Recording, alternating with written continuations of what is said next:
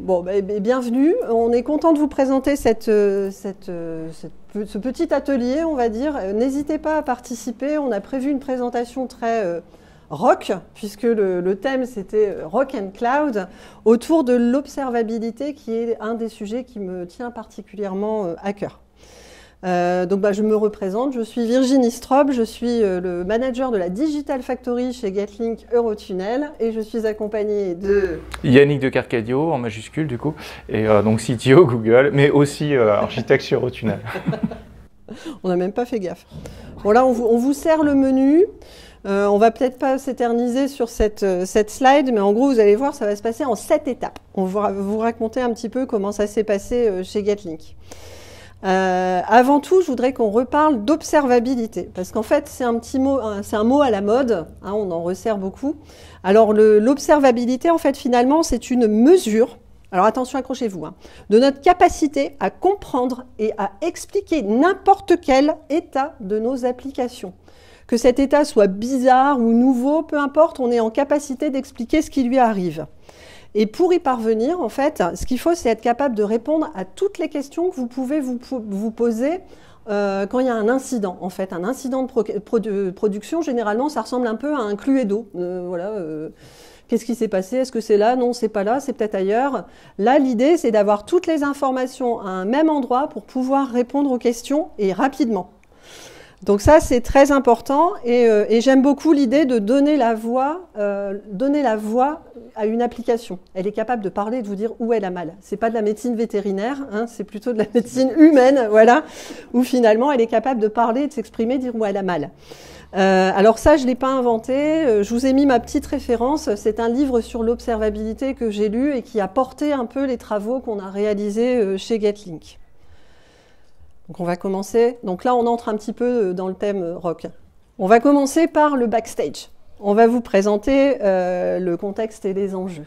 La scène, hein, parce qu'il y a des salles, c'est dans des caves, il y a des salles, c'est dans des métros. Et bien là, c'est dans un tunnel. Est-ce que vous connaissez le tunnel? Qui est passé dans le tunnel?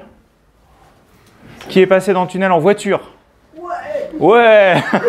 Voilà, parce qu'il y a des gens qui pensent que c'est l'Eurostar. C'est une autre compagnie, l'Eurostar. Il y a aussi la SNCF qui fait passer les trains de marchandises, mais c'est réservé à un certain nombre de pilotes d'élite, on va dire. Et une partie des trains, ce sont les navettes sur lesquelles on met soit les camions, soit les voitures et les bus. Et donc, chez Eurotunnel, il y a la maintenance du tunnel, la maintenance de ces navettes, la circulation de ces navettes. Donc c'est un truc assez énorme. Il n'y a pas que ça. Il y a aussi Europort. Donc Europort, c'est vous avez besoin d'un wagon dans votre usine. Eh bien, il y a Uber Wagon et c'est Europort. Vous leur téléphonez, ils trouvent un indépendant. Hein, il y a des conducteurs indépendants. Ils peuvent avoir leur motrice, clac, ils raccrochent, ils vont vous livrer le wagon. Et il y a ElecLink, on équilibre aussi, pour éviter de faire comme le coup des Espagnols, il y a un câble électrique dans le tunnel et qui permet d'équilibrer les niveaux entre la France et la Grande-Bretagne, ce qui aide énormément la Grande-Bretagne. Il y a le CIFCO, c'est un centre de formation parce que éteindre un train en flammes en sauvant les personnes à mobilité réduite, il n'y a pas beaucoup d'endroits où on a des rails pour faire ça. Et ils ont plein de matériel et de moyens pédagogiques assez incroyables. Donc en fait, le tunnel, quand je suis arrivé, je pensais que c'était juste un tunnel. Et en fait, c'est un nombre de métiers incroyable. Il y a 3000, 4000 personnes tout habillées. Hein, 3500 internes, voilà. Et 5000, on est à 5000 quand on compte les prestataires. 5000 internes, voilà, avec les intermittents du spectacle. Hop. Donc voilà. Et en fait, ces gens-là, c'est un métier qui est quand même très particulier, il est même assez unique, et ça tourne 24 heures sur 24. Donc ce sont des gens très très exigeants, les clients, et donc du coup, il faut assurer, il faut vraiment assurer. Il faut assurer dans tous les domaines, il ne faut pas qu'il y ait de mort, hein. Les trains c'est compliqué, mais on a aussi d'autres, je pense que c'est le slide d'après. Alors, ceux qui connaissent Getlink, qui ont travaillé, vont voir la petite joke, parce qu'en fait, un des personnages principaux de la production chez Getlink s'appelle Freddy. Voilà, quand ça va pas, on appelle Freddy. Donc voilà, c'est un petit hommage, un peu rock. Là. Salut Freddy. Voilà, donc Getlink, c'est pas petit, hein, c'est un système d'information juste sur la partie IT, parce qu'il y a aussi une partie informatique industrielle. Hein, et la partie IT, c'est déjà 500 applis, plus des progiciels, c'est un truc qui est énorme. C'est 30 ans, C'est 30 ans de maintenance en continu, 30 ans d'évolution. Donc du coup, les commerciaux qui n'allaient pas à Calais, ils se sont lourdement plantés en fait. Voilà, je tiens à le dire. Voilà, donc on aime beaucoup ce qu'on fait là-bas et les gens sont assez passionnés, ça peut être costaud. C'est vrai que souvent je dis on est tout sauf organisé, mais on est hyper attachant. Voilà, et vraiment passionné. Hein, ouais. Voilà, donc moi je suis hyper content d'y aller et de vibrer avec eux, de prendre le train de temps en temps. Je vais même pouvoir aller en Grande-Bretagne dans 15 jours, là, je suis content, c'est classe. Donc voilà. Ouais. Donc vous le comprenez, ça tourne en permanence. Alors effectivement, du monitoring à la papa, j'ai envie de dire, on en a depuis longtemps. Ça fait 30 ans qu'on opère le SI Eurotunnel Getlink. Donc on a effectivement du monitoring old school. Donc en fait, ce qui se passe, c'est que finalement, ce monitoring, il a vieilli, il est resté identique et le développement d'applications, lui, a évolué. On est parti vers du microservice, on est parti vers du Kubernetes, de l'event-driven. Enfin, ça devient beaucoup plus compliqué à gérer. Il faut aller au-delà de notre bon vieux Nagios, nos quelques petites requêtes à droite à gauche, des petits voyants qui s'allument de temps en temps. Voilà, on avait du matériel qui est un petit peu vieillissant. L'objectif souvent des équipes de prod, c'est que ce soit silence en prod. Hein. Moins ça bip, mieux c'est. Par contre, quand il y a un vrai problème, parfois on n'a pas les informations. On a des outils, hein, bien sûr, on a un Nagios, on a des health checks qu'on a développés. Alors elles sont plus ou moins pertinentes, mais elles sont présentes. On a des logs qui sont un peu éparpillés. Quand on a besoin de logs, il faut aller se connecter sur... Alors il faut se souvenir du nom du serveur, avoir les bons accès... C'est un peu difficile. On a également un Dynatrace dont on se sert très très mal, il faut le dire. Donc on a investi pour une Rolls, comme quoi c'est pas l'outil qui fait la pratique, c'est une question de culture. Donc on a pas mal de choses, mais on n'a pas de corrélation entre les événements et finalement entre l'envie d'avoir le silence en prod, donc surtout pas de vagues, et puis les applications qui évoluent, il y a eu une rupture. En fait, finalement, le monitoring old school a vraiment beaucoup de limites.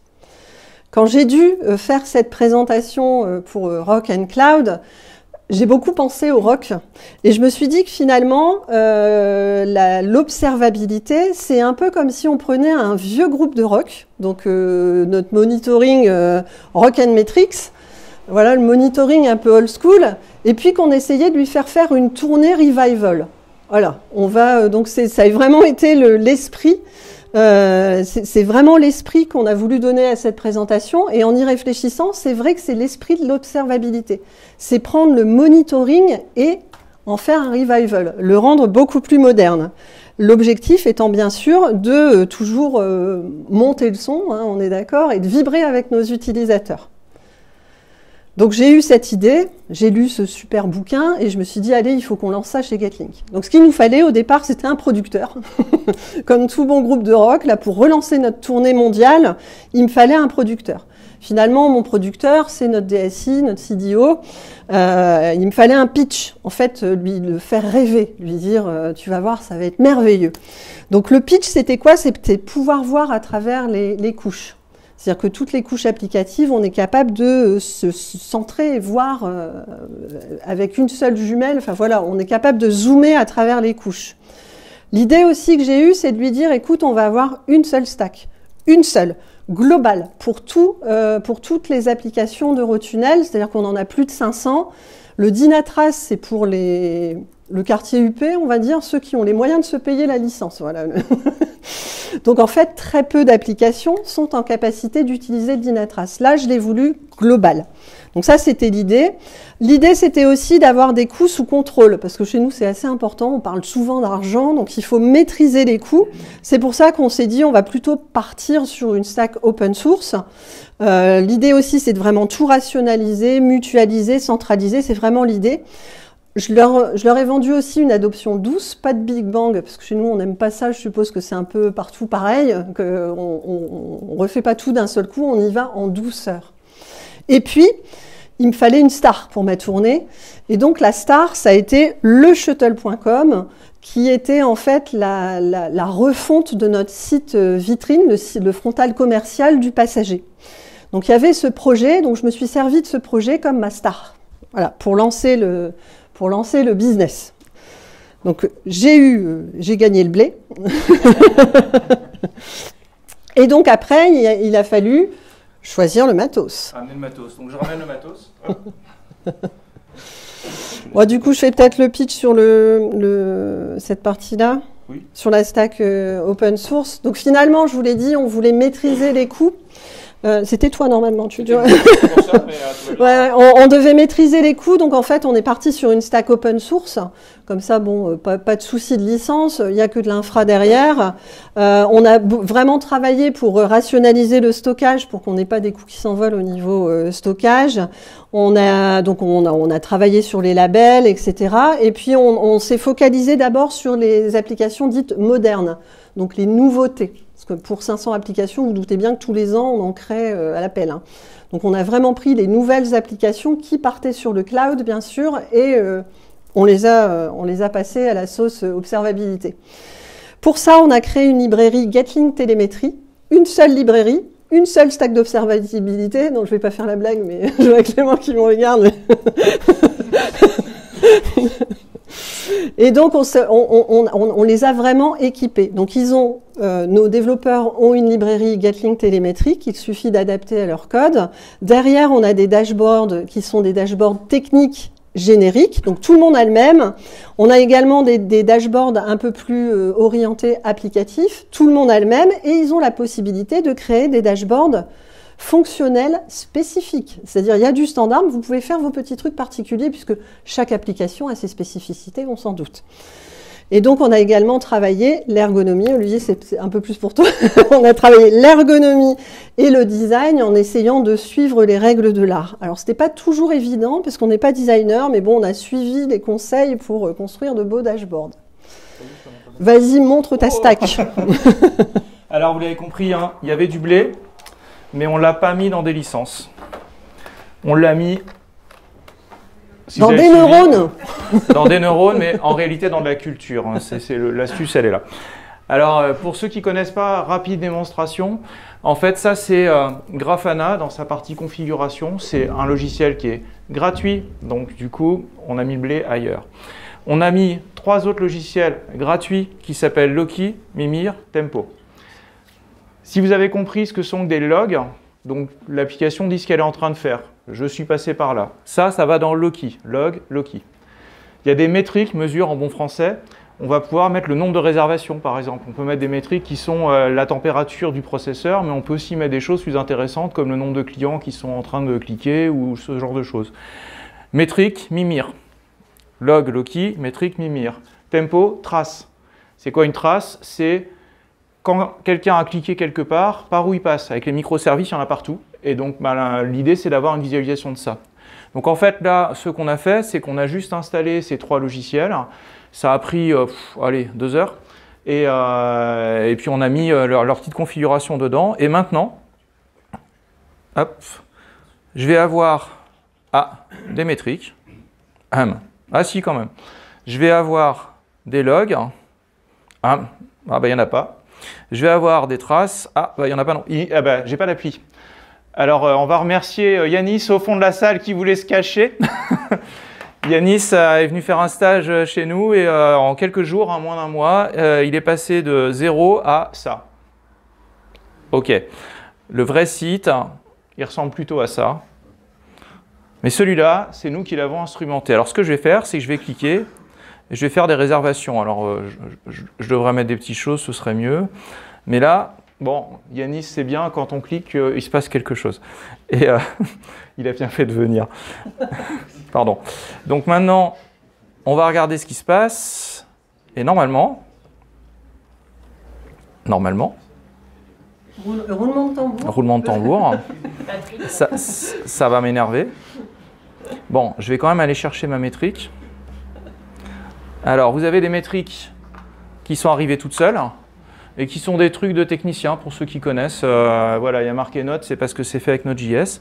Ça a été gratuit, hein, on l'a fait en une ligne, hop, tout ça est arrivé. Et on s'est amusé à en faire une à nous, qui doit s'appeler réservation. Voilà. Donc celle-là, elle me dit combien il y a eu de réservations sur mon site.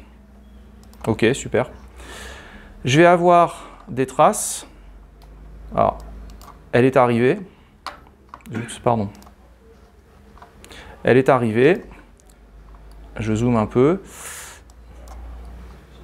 Et je vais pouvoir sélectionner ma trace. Et voilà ce que c'est qu'une trace. Donc, il y a qui appelle quoi. Alors, normalement, si je fais vraiment des réservations, je devrais avoir d'autres traces qui vont arriver. C'est pas celle que je voulais. Alors j'ai des labels, mais il doit y avoir un service name égal. Elle n'est pas arrivée ma trace. Donc c'est ça le souci. Bon, tant pis, on va attendre qu'elle arrive. Pendant ce temps-là, je vais vous montrer comment on l'a fait. Donc comment on l'a fait? La première chose qu'on a fait, c'est ça. Ces quelques lignes-là. On peut faire plus court, mais en fait, j'ai donné l'URL où aller envoyer nos traces. Donc c'est tempo. Envoyer nos logs, Loki. Envoyer nos métriques, Mimir. Et puis la petite ligne magique ici, c'est celle qui fait qu'on a toute l'instrumentation gratuite. Et cette fonction-là, on l'appelle ici et c'est tout. Donc quand on parlait de la petite librairie tout à l'heure, elle fait ça. Une fois qu'on a ça, on va pouvoir écrire des logs d'une manière un peu particulière. Et on va avoir des logs qui sont structurés. Alors l'astuce qui n'a pas marché là tout à l'heure, c'est de filtrer sur réservation de train. Comme ça, je sais que c'est mon service de réservation de train et pas un autre. Et ce log-là, il va aller dans Loki et on va pouvoir le récupérer de l'autre côté. Et ici, je vais avoir une jauge, c'est comme les compteurs de vitesse, par rapport à des compteurs qui augmentent tout le temps et ainsi de suite. Donc ça, c'est une métrique. Là, j'ai envoyé une métrique et la valeur, c'est le nombre de réservations qui sont en cours. Donc la petite bibliothèque d'observabilité, en fait, elle facilite ça pour que tout le monde fasse de la même manière chez Eurotunnel. Pour la complétude, voilà une span. Donc les traces, c'est un ensemble de spans, c'était les petites lignes de qui appelle quoi. Et là, j'ai démarré une span qui s'appelle réservé, et puis j'ai mis un certain nombre de choses dedans, et puis après j'ai dit c'est la fin de ma trace. Pareil, la petite bibliothèque, elle va aider à faire ça. Mais c'est tout.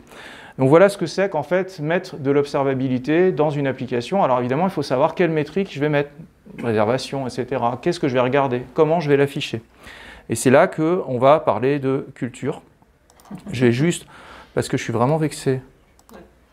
Ah, non, t'en as fait une en plus? Ouais. Voilà. Là, c'est mon petit réservé de tout à l'heure qui est emboîté. Ici, il est emboîté dans le traitement de la requête, qui est emboîté dans tout un tas de choses. Et bien en fait, si ce service, il appelait un autre service sur une autre machine, on les aurait toutes ici parce qu'il y a un mécanisme de propagation. Donc du coup, on est capable de dire, le client, il s'est connecté. On peut même aller instrumenter le fameux rhume. On peut instrumenter dans le navigateur. Et en fait, on arrive à avoir tout ce qui s'est passé, par où on est passé, le graphe des machines, où est-ce qu'on a perdu du temps. Et donc, quand ça commence à aller mal, on n'a plus besoin d'aller ouvrir le capot sur toutes les machines et de courir partout. C'est un seul endroit, et puis au moins on voit. Voilà. Et je vais te repasser la main, peut-être. Hop. Je ne l'ai pas montré, mais on peut accéder directement aux logs qui sont liés à la trace en cliquant en une fois. C'est super beau. C'est repassé? Oui. Ouais, c'est bon. C'est bon.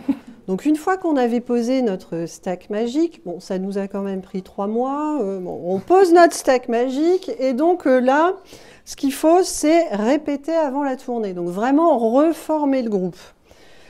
Ce qui s'est passé, en fait, c'est qu'on a pris nos ops historiques. Ils ne sont pas préhistoriques, mais historiques. Ils ont des pratiques un petit peu vintage. Et en fait, il a fallu leur expliquer, c'est déjà le concept d'observabilité. Qu'est-ce que c'est? Et puis les mettre au travail sur cette nouvelle stack. Alors les débuts ont été plutôt grunge. Il y a eu des prises de bec, ça a été un drame. On avait vraiment les ops qui voulaient pas. Alors c'est assez symptomatique des ops. Ils veulent pas changer un truc qui marche. Ça marche, pourquoi changer? Voilà. On a eu beaucoup de mal avec ça. Les devs, eux, en fait, ils étaient un petit peu à distance en se disant, finalement, l'observabilité, tu vois, c'est du monitoring, c'est pour les ops, c'est pas pour nous. Alors qu'en fait, en vrai, c'est un vrai switch de culture et c'est un switch de culture vers une culture DevOps où en fait l'idée c'est de se mettre à travailler ensemble, de se parler et de se comprendre. Donc ça a été un petit peu compliqué au départ. Finalement, la stack était un peu grande par rapport à nos équipes. Et puis en fait, l'équipe qui a posé la stack, la réponse a été d'y aller tout doucement, de former. On a fait je ne sais combien de webinaires, de formations, d'accompagnement, de les rassurer et puis de leur montrer petit pas après petit pas pour qu'on arrive à une vision partagée. Alors c'est difficile, il faut avouer, c'est quelque chose qui prend du temps, qui crispe un peu les équipes.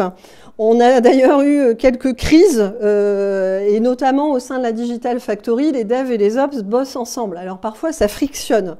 Chez Getlink, on est dans une culture argue and commit, mais faut avouer que parfois ça discute beaucoup, hein, Yannick il sait, ça discute beaucoup et fort avant le commit. Donc on discute beaucoup et puis on a eu des aventures un peu épiques. On a eu l'enfer collectif pour définir les bons labels, parce qu'en fait on peut pas mettre des labels dans tous les sens, il faut qu'il y ait une structure pour justement optimiser le stockage. Donc ça a été compliqué. Il y a eu le trauma des premières requêtes PromQL. Quiconque a fait des requêtes PromQL sait de quoi je parle. Au début, 1 plus 1...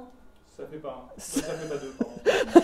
1 plus 1, ça fait pas 2. Et on retrouve des gens en crise devant un écran. Ils se disent, j'essaye de faire 1 plus 1 et ça marche pas. On avait des chiffres qu'on comprenait pas. Enfin, il y a un vrai apprentissage de cette partie-là, puisqu'on est sur de la série temporelle, en fait, finalement, et que, voilà, enfin, faut l'appréhender. Après, on a eu le sketch de l'alerting. Donc, en fait, on a voulu quelque chose de très fin, qui envoyait des alertes à la moindre vibration. On voulait vibrer avec nos utilisateurs. Ce qu'il y a, c'est qu'au final, ça devenait la fanfare. Donc, on passait du silence à un bruit assourdissant. Donc, ça a été tout un travail pour réussir à positionner l'alerting correctement. Ensuite, on s'est retrouvé avec des ops qui avaient accès à nos traces et qui étaient affolés par le nombre d'erreurs. Donc, il a fallu leur apprendre que finalement, dans des applications, parfois, il y a des erreurs qui sont normales. Voilà. Voilà. Le développeur dit, ça marche, ça crache plein d'erreurs, mais t'inquiète, c'est normal. Donc, ça aussi, traumatisme chez nos ops. Comment ça, une erreur, c'est normal. On a eu le sketch aussi des daltoniens. Alors, parce qu'en fait, quand on fait du... Quand on fait des dashboards, ça va pas, on a tendance à se dire rouge-vert. Enfin, voilà. Et du coup, mon compagnon est daltonien et ops chez Getlink. Et en le voyant réagir face à une alerte rouge et verte, moi, d'un clin d'œil la nuit, j'avais vu que c'était vert et lui était en train de s'affoler. On a pris un filtre daltonien et on se rend compte que quelqu'un qui ne voit pas bien les couleurs, entre rouge et vert, c'est cacadois clair et cacadois foncé. Donc en fait, on a dû se prendre la tête pour réussir à faire des dashboards. Et donc le bon standard, c'est d'utiliser le orange et le bleu. Et d'ajouter des mots, parce qu'il y a des gens, les chiffres, les couleurs, ça leur va pas, on ajoute des mots. Donc on a appris tout ça ensemble, ça a été quelque chose quand même. Et alors le dernier sketch en acte, ça a été aussi l'observabilité de l'observabilité. Parce qu'au début, notre stack était toute neuve et parfois, on perdait la stack d'observabilité. Donc on s'est dit, et là, mise en abîme extraordinaire, il faut observer la stack d'observabilité. Donc ça, c'était vraiment le dernier stade.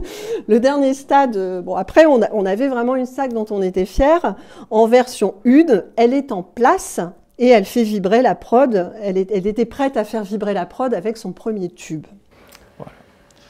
Ouais, donc en fait, les musiciens ils le savent, hein, on fait de la musique pour s'éclater et en fait on va au conservatoire et pendant 6-7 ans on fait ding, ding, ding, ding, ding.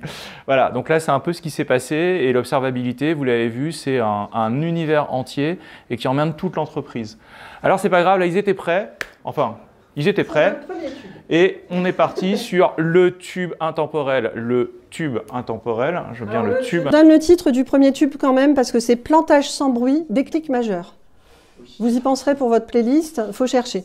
Sur YouTube. Donc ça s'est passé.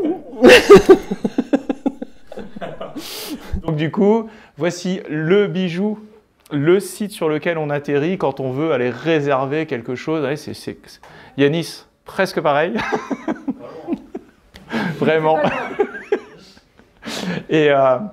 Et donc là, c'est parti. Là, c'est la satisfaction client puisque c'est l'expérience client quand on réserve. Quoi. Là, il faudrait que ça marche. Quand même. Vous imaginez, vous réservez votre billet, tout ça, et vous ne pouvez pas payer. Si vous ne pouvez pas payer, bien sûr, ça fait sonner tout en rouge. Normalement. Ou pas. Bon, je vais vous raconter une petite histoire. Ça s'est passé un dimanche matin. Nos amis britanniques levés de bonne heure commencent à réserver, à essayer de réserver leur petit voyage. Ils veulent nous donner leur argent. Bizarrement, il y a des problèmes, ils n'y arrivent pas. Ils s'énervent, certains ont le réflexe d'appeler le call center. Le call center prend un appel, 2 appels, 3 appels, 10 appels, enfin, il commence à être débordé. Alors là, accrochez-vous, le réflexe du call center, c'est d'appeler des intérims pour avoir plus de monde pour décrocher le téléphone. Les heures passent, on arrive à 13 heures. Heure française, bon, 12 heures pour les Anglais. À un moment donné, ils se disent, c'est quand même pas normal, il se passe quelque chose. Ils appellent l'instance d'alerte suivante, qui est chez nous le MCC qui prend tous les appels. S'il y a un problème, il les appelle, qui est une étape avant d'appeler l'informatique. Ils envoient un mail, ils essayent d'envoyer un petit message Teams, téléphoner, bref, le MCC était parti déjeuner. Ils ont vu le message, ils se sont dit, bon, ça ne doit pas être grand-chose, on repère 2 heures. À 15 heures, quelqu'un décide gentiment d'appeler l'alerte, l'astreinte MIS, donc du service informatique, qui décroche, prend le point, dit bah écoute, ah bon, il y a un problème. Et c'est là qu'en fait, ils vont regarder leur Nagios ancestral, le monitoring à la papa. Le bouton est vert. Le bouton est vert, tout va bien, tout va bien. Il se dit bon, par acquis de conscience, je vais me connecter au site pour voir, bon, ça marche, pas de souci. En vrai, le problème qu'il y avait, c'est qu'en fait, 20% des connexions au site étaient en erreur. Donc le health check qui gère le bouton avait du bol. Nos clients un peu moins. Le health check avait du bol. Le gars qui a essayé de se connecter a eu du bol. Donc on en est là, hein. On fait du monitoring à la chance. Ce qui s'est passé, c'est qu'en fait, on n'avait pas de visibilité sur l'expérience réelle de l'utilisateur. La chaîne d'alerte, bon bah je vous l'ai fait, mais on se rend compte, enfin là je rigole, mais sur le coup j'étais vraiment pas contente. Enfin, on a été alerté par la chaîne traditionnelle, mais vraiment à 2 à l'heure. Et puis en fait, c'était un problème silencieux. C'était une panne un peu sourde, un peu fourbe en fait, parce que 20% des requêtes, c'est pas vraiment franc comme panne. C'est pas quelque chose qu'on peut détecter avec un monitoring à l'ancienne, du genre ça marche pas. Là, ça marchouillait. Et donc en fait, ça a été un vrai déclic pour nos équipes concernant la stack d'observabilité. Et c'est là quand une appli fait un bid, et finalement c'est une bonne nouvelle. Parce qu'on est arrivé, nous l'équipe, qui avait positionné la stack d'observabilité. Et donc le lundi matin, parce que nous on ne travaillait pas le week-end, le lundi matin, on regarde notre Grafana et on dit mais les mecs. Et donc c'est là que l'observabilité nous a révélé la vérité. On s'est dit mais les mecs, il y avait quand même un problème évident là. Enfin je veux dire la courbe, il y a quelque chose de pas normal. C'était une évidence. Et pourtant pour eux, il n'y avait pas d'alerte, le téléphone n'a pas sonné, le bouton était vert et quand lui se connectait dessus, ça a fonctionné. Donc là, ça montre qu'en fait, on manquait vraiment d'indicateurs pertinents et en tout cas du bon réflexe chez l'opérateur.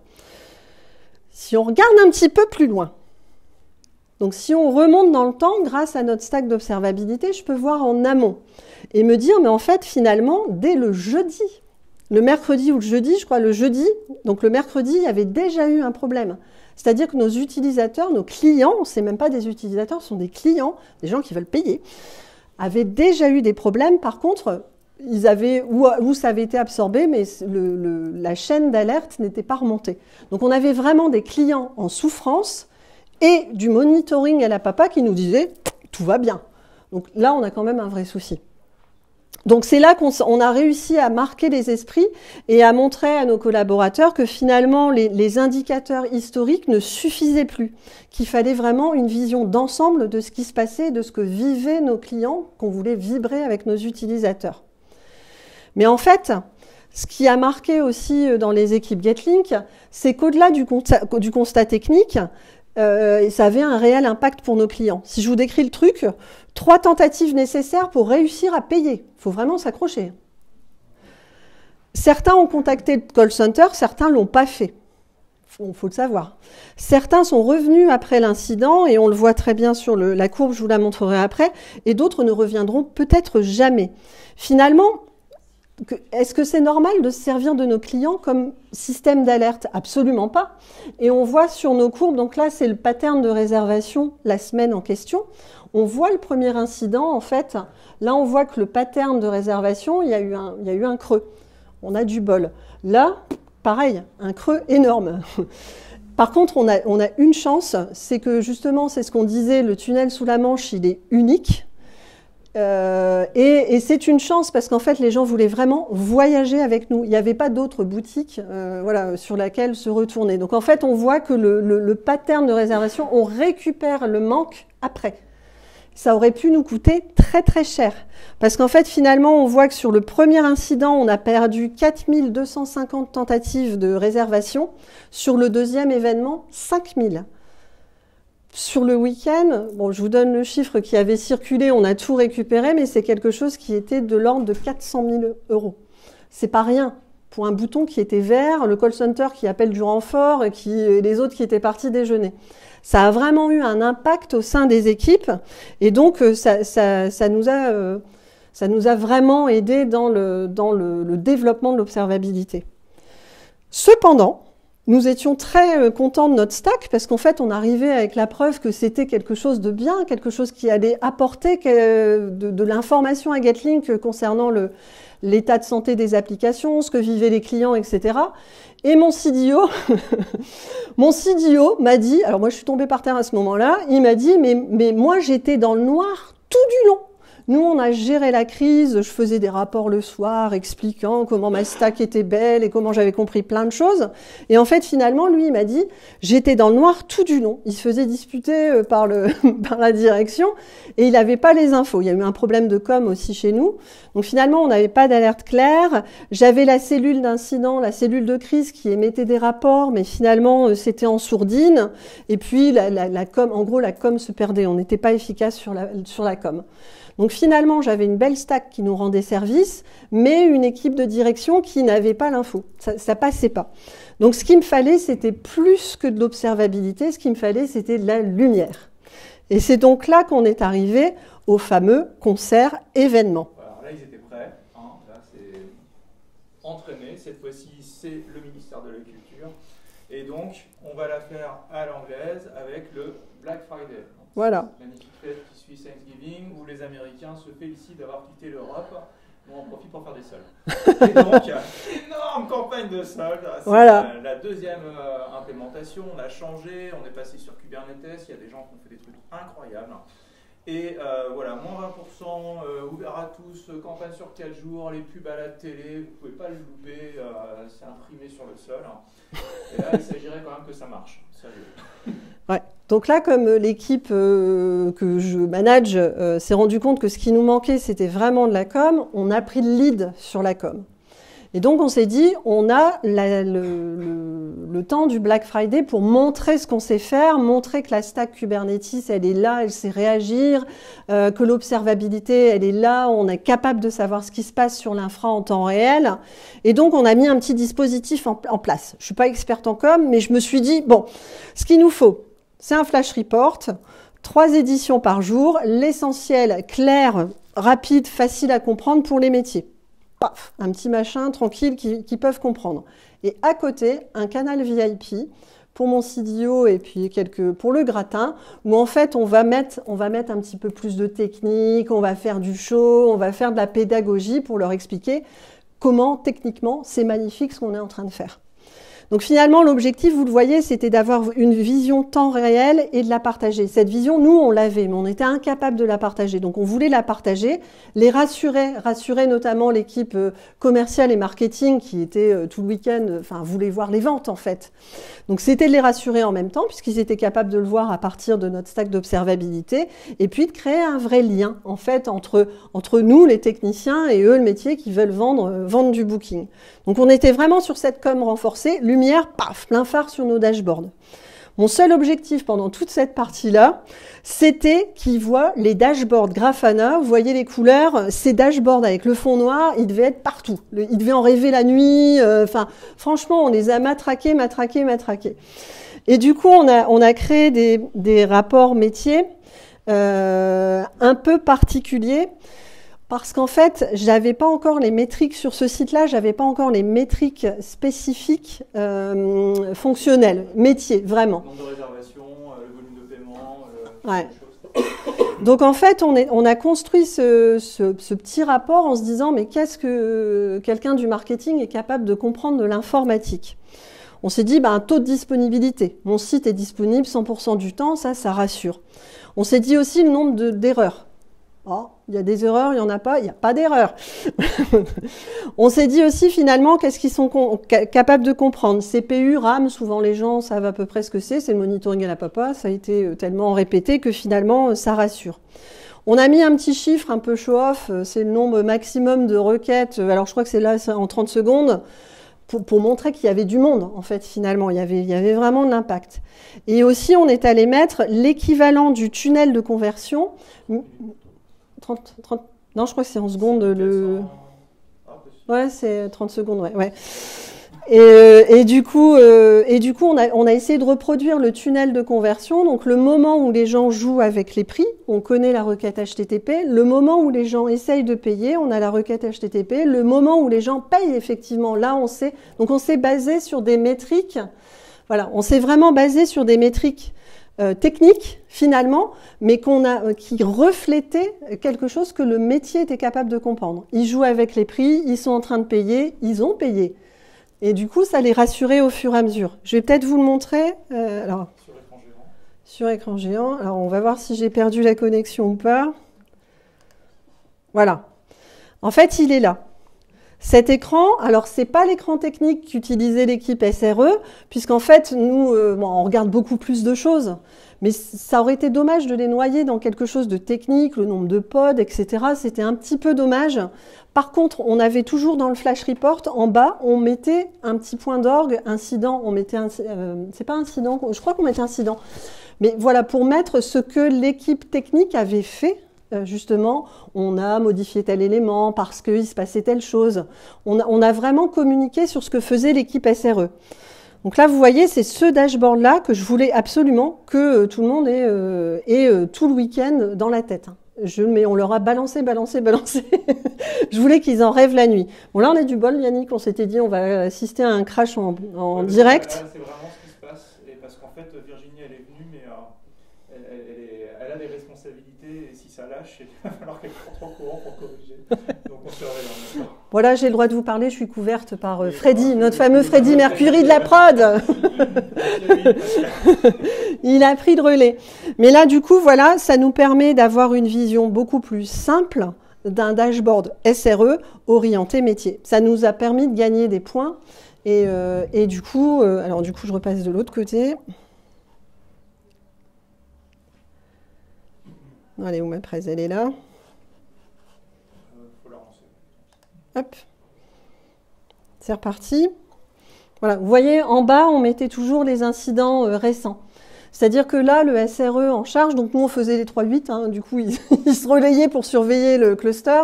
Et du coup, à chaque fois qu'il faisait quelque chose, il disait, voilà, on a fait ça à telle heure parce que c'était nécessaire. Ce qui montre qu'en fait, on n'est pas d'astreinte juste pour dormir. ou avoir un téléphone dans sa poche et ne rien faire. Ils étaient vraiment en vigilance, focus sur ce qui se passait. Ça faisait vraiment pilote d'avion, quoi. On avait des pilotes sur les clusters, c'était vraiment quelque chose d'hyper sympa, vu du côté commercial. Ils se disaient, tiens, l'IT est là pour nous. Et donc, en complément, j'avais prévu ce fameux canal VIP, justement. Alors, le destinataire principal, c'était le monsieur qui était dans le noir à la fois d'avant.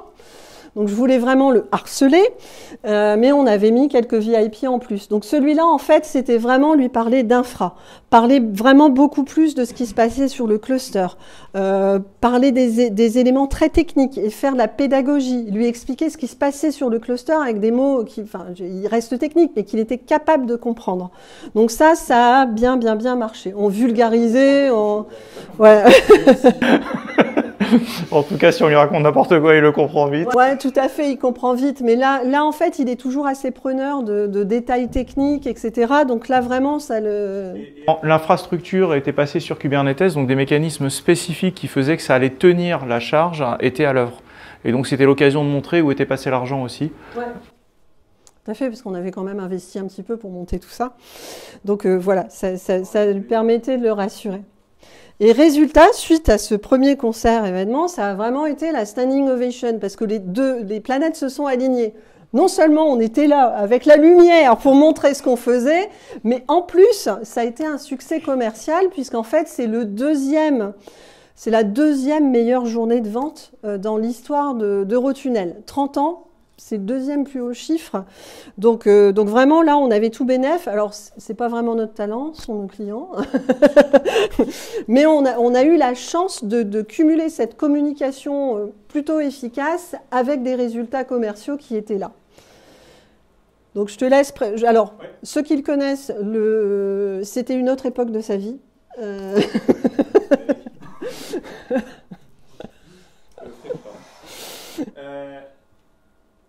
Non, Frédéric. C'est Frédéric. Frédéric, oui. Ouais. Pardon, oui, patron d'informatique, quoi. Donc en fait, il y a des rappels, hein, puisque les gens, ils en veulent encore, et ils en veulent encore sur plusieurs aspects. Ces aspects, en fait, donc vous l'avez compris, la technique et le business, ça doit faire qu'un. On voyait un pipeline de vente. Si on avait mis un vrai pipeline de vente, ça aurait été mieux. Si après, quand il y a un problème, on est capable d'expliquer pourquoi il y a un souci et qu'on travaille dessus, c'est cool. Mais ce qu'il faut, c'est vraiment aligner les deux. Les dashboards, ils racontent une histoire. Si vous avez un dashboard avec plein d'indicateurs, c'est très bien pour un pilote d'avion entraîné. C'est absolument pas bien pour quelqu'un qui vient de lancer une campagne marketing, qui a engagé beaucoup de choses et qui veut voir si ça marche. Il dort pas non plus le week-end. Voilà. À nouveau, c'est de la culture technique, de la culture fonctionnelle. On a vu qu'on pouvait faire des métriques. Ça prend 2 lignes de code. Encore faut-il définir les bonnes, mais il faut dialoguer pour aller mettre la bonne métrique pour qu'on puisse exposer quelque chose qui parle au métier de notre entreprise. C'est une question de langage. Tout ça, c'est de la poésie aussi. Hein. Si on dit il y a le feu, alors qu'en fait, c'est juste un serveur qui dit tiens, j'ai perdu le réseau une milliseconde, on a un problème. Donc, il faut réussir à créer un vocabulaire commun, mais un vocabulaire conceptuel commun. C'est la même aventure. Il faut lui mettre des mots, il faut lui mettre des mots avant. Et donc, la prise de décision, c'est très important. Ça sert à rien d'avoir un voyant, même rouge, s'il n'y a personne pour le regarder. Et s'il y a quelqu'un pour le regarder, qu'il est tout seul à crier, ça sert à rien. Il faut un esprit de corps, c'est toute une entreprise. Et ben, si quelque chose demande que la direction générale se mobilise, il faut que toute la chaîne d'alerte le soit. Sinon, on a raté quelque chose. Et du coup, à ce moment-là, c'est utile à tous. Du développeur au directeur de produit, j'insiste. Le directeur, là, on en a parlé, mais le développeur aussi. Ceux qui ont vu le dashboard là tout à l'heure, est-ce que quelqu'un a remarqué quelque chose de bizarre?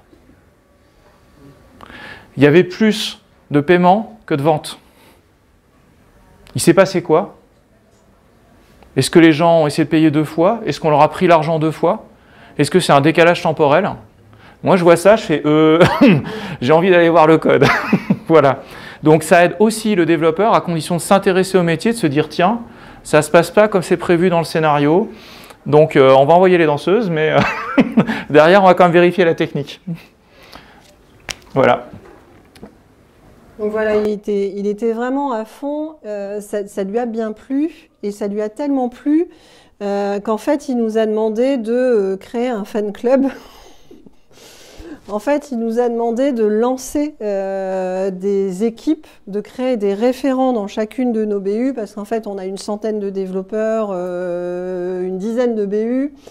Et du coup, l'idée, c'était d'avoir un référent à chaque fois, un projet pilote, et de mettre en place, non pas la stack d'observabilité technique générique, puisqu'elle était déjà en place, mais de créer les fameuses métriques métiers. Donc la partie spécifique fonctionnelle, pour discuter justement avec les métiers. Donc on a créé ce fameux fan club. Donc l'idée, c'était vraiment de former tout le monde, d'avoir cette fameuse culture commune. Alors, côté dev, c'est plutôt les groupies. Alors, au départ, ils étaient un peu intimidés, ils trouvaient que c'était pas à eux de le faire, il faudrait que mon chef de projet me fasse une Jira en me disant exactement ce que je dois mettre, je suis pas formé, je sais pas le faire, c'est trop compliqué le PromQL. Enfin bref, on a fait des ateliers, là on est au bout de 6 mois d'ateliers. On a un effet, on a des effets assez disparates dans les équipes. Certains y vont tranquillou, et puis alors on a des groupies ultimes, des gens qui sont allés au-delà des attentes à tel point que parfois on a l'impression, enfin, nos engagement managers se sont dit, oh mais ils ont cru que ça remplaçait la BI.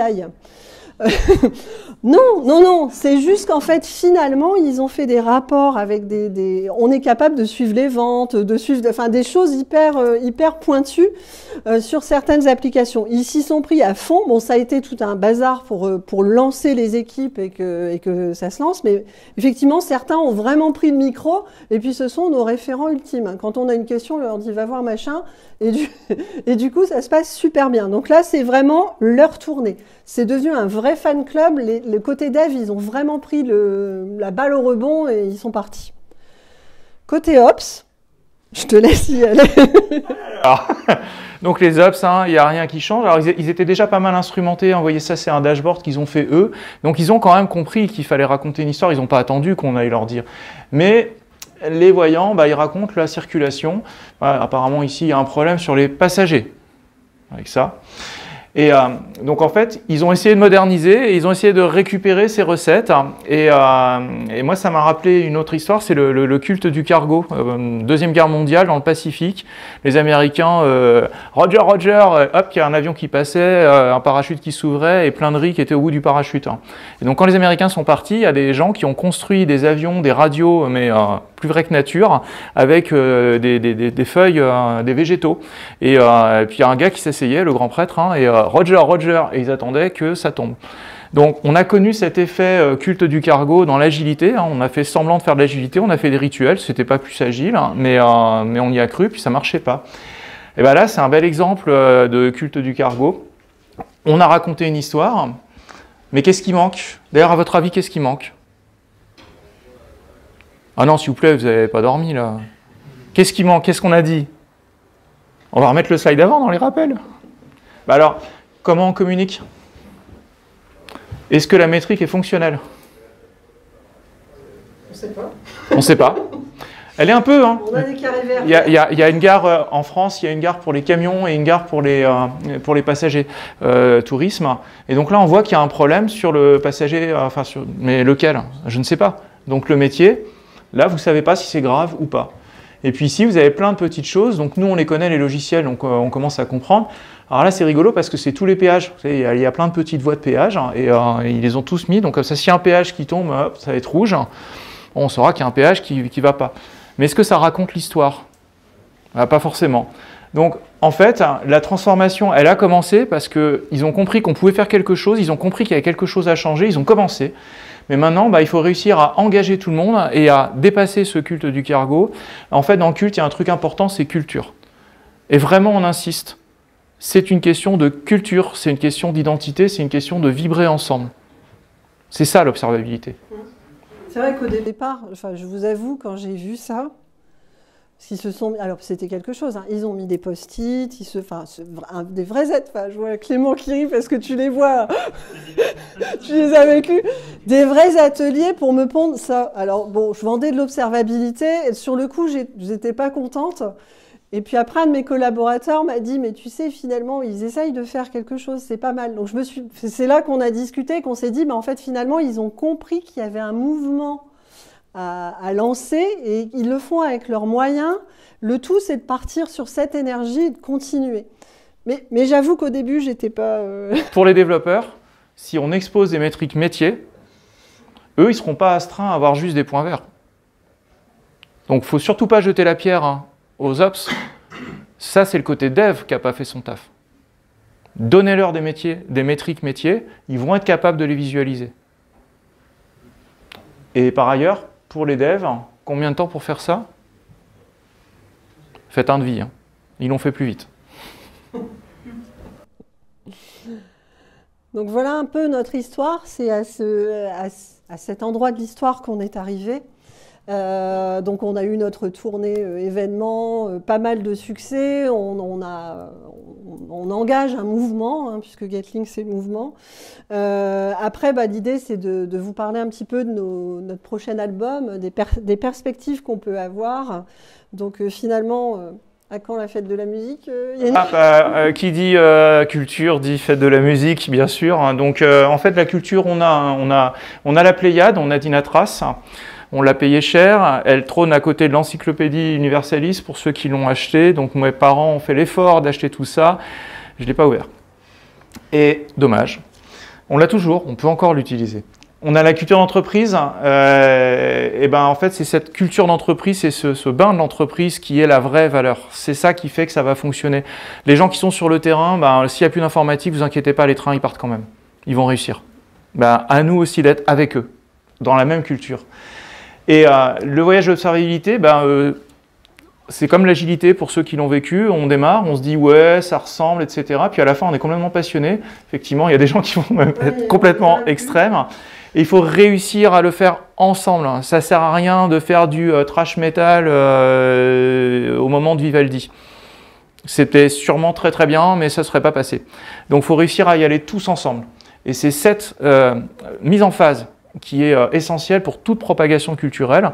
Et donc là, l'observabilité, bah, c'est une nouvelle offre de l'informatique, mais elle ne trouvera sa place que si on arrive à suivre le rythme de l'entreprise et à l'accompagner sur ce qu'elle veut être. Voilà. Donc on a des ambitions pour la suite, comme on a réussi à convaincre notre CDO que c'était quelque chose de chouette. Alors effectivement, il faut que je gagne le blé à chaque fois, hein, donc mes équipes sont briefées pour réussir à obtenir des paillettes à chaque fois. Donc il y a toujours un concert événement à la fin de chaque étape. C'est la prod, mais c'est pas la même. Donc finalement, on a vraiment des ambitions. Donc la première, c'est vraiment d'avoir une terminologie commune et claire, qu'on parle tous de la même chose quand on parle de traces, de logs, de métriques, de monitoring, d'observabilité. Enfin voilà, on voit que dans tout ce langage, parfois, on n'a pas la même compréhension. Donc développer, bien sûr, on n'arrête pas d'en parler, mais cette culture commune, il faut qu'on continue à parler encore et encore de ce que c'est l'observabilité et ce qu'elle peut nous amener. On continue à développer notre plateforme unifiée avec notamment le RUM, Real User Monitoring, qu'on voudrait mettre en place, qui n'est pas encore installé sur notre stack, mais c'est la prochaine étape. Donc voilà, l'idée c'est de garder cette stack commune, globale, unique, et qu'on vienne ajouter des choses au fur et à mesure. L'idée c'est bien sûr finalement de comprendre vite pour agir bien. C'est un peu comme dans la médecine en fait finalement, hein, d'avoir le bon diagnostic. Et puis finalement, quand on comprend vite d'où vient un problème, ben, on le résout beaucoup plus vite. On ne perd pas du temps à jouer au Cluedo et donc finalement on va continuer là-dessus avec de nouveaux tubes. Donc effectivement le RUM, on veut faire aussi un peu d'AIOps mais maison parce qu'en fait c'est pareil, le Dinatras le fait mais on l'a très mal utilisé. On se dit que finalement si on le construit par nous-mêmes on va le comprendre et l'appréhender beaucoup mieux. Enfin voilà finalement tout ce qu'on va mettre en place et l'esprit de notre stack. Alors moi j'adore, je viens du réseau, hein, je me moque des ops, mais je viens aussi de là. C'est le créateur d'Ethernet en fait qui disait que ça avait fonctionné parce que c'était standard, simple, pas cher et que ça marchait. Donc en fait l'idée de notre stack d'observabilité c'est vraiment ça. Et on vous remercie.